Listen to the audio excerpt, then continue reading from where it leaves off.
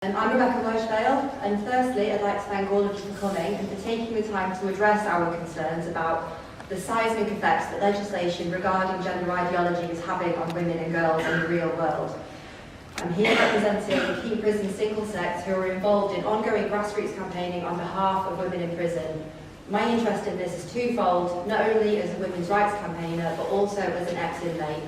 And I speak to my incarcerated sisters while they are effectively silenced, and I hope that my words do sufficient justice to their feelings about this matter.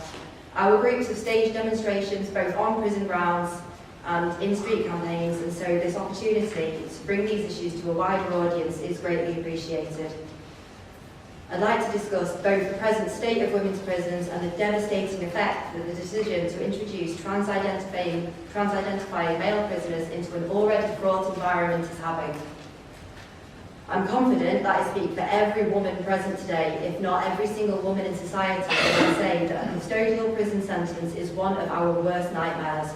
It changes lives and not for the better.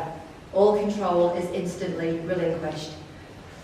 Women inside have no financial security. The jobs that we can get in prison earn just £10 to £20 per week, and we rely on this being topped up by people on the outside sending us money, and we have no access to our own bank accounts.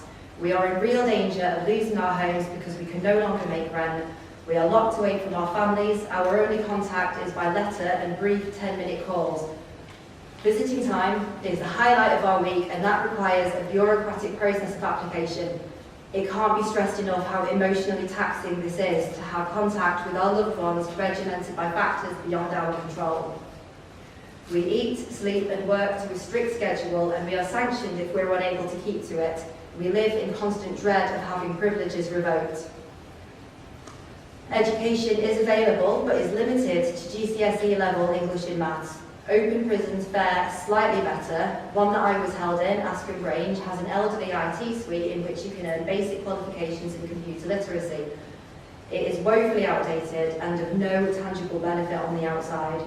When I was inside, the only available option for higher education was an NVQ in hairdressing. Taking all of this into account, and I could go on, to stretch already diminished resources to accommodate transgender prisoners is yet another kick in the teeth for women disadvantaged by the prison system, and to then see these men granted privileges unavailable to women is galling. This is before we even consider the danger posed by them. The current policies only benefit men at the expense of women inside, already struggling with loss of control and greatly reduced quality of life. Shockingly, funds allocated to build 500 greatly needed mother and baby units has been diverted to create single cells with en-suites for male prisoners that identify as women. Again, this is in the female estate. It is a no-brainer for male prisoners to utter the incantation of transgenderism, and this process was always going to be exploited. The predictable outcome starkly illustrates how men's demands have steamrolled these incarcerated mothers' need to be housed adequately with their newborn babies without predatory males, some of whom are convicted of child sex offences in their spaces.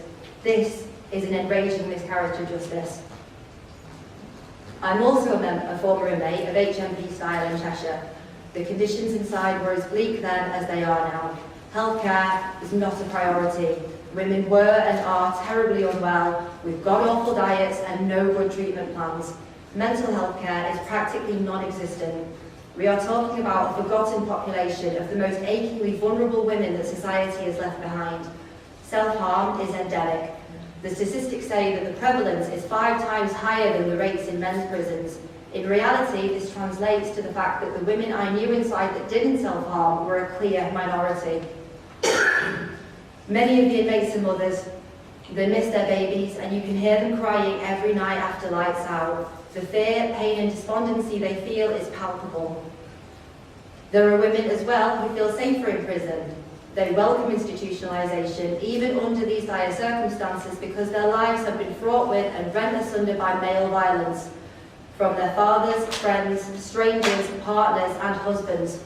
We know the numbers: 60%, well over half, report experiencing domestic violence, 30% report sexual assault. There is no provision for therapy or meaningful recovery, so they make the best of what they have which up until recently was an exclusively female, relatively safe space. Taking all of these tragic factors into account, it should be a scandal that these women, with literally nothing to shield them, are now being subjected to men, very violent, manipulative, aggressive men in the tiny spaces that they are permitted. On top of all the existing grievous harms and insults to their well-being and all of their anxieties and helplessness, they now have to endure men in their estates and in their cells. It is hard to imagine their disquiet at this frankly unthinkable development. It is hard to comprehend how they must feel at the prospect of being trapped with no way out, locked down by a government that just wants to do right by transgender prisoners and is failing to take into account the comfort, dignity and physical safety of a group of traumatised and marginalised women. Women who have already had to survive violent hardships and who are rightly terrified of men are now also terrified to say how they're being affected. Women in prison do not operate in a hierarchy. We innately recognise trauma in one another, and in circumstances of extreme pressure, like those in prison, we tend to band together and form attachments in groups and as individuals. Inside, this tendency is amplified because all we have is each other. Of course, there are fallouts and shifting alliances because prison is a microcosm of wider society, but despite this, there is always a stable power balance that remains relatively static. The presence of just one man takes the stability and throws it into chaos.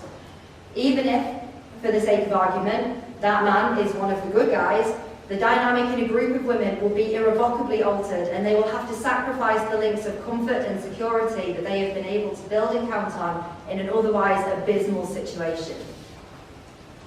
We know, however, that these particular men are never, ever even remotely good guys. They're predators.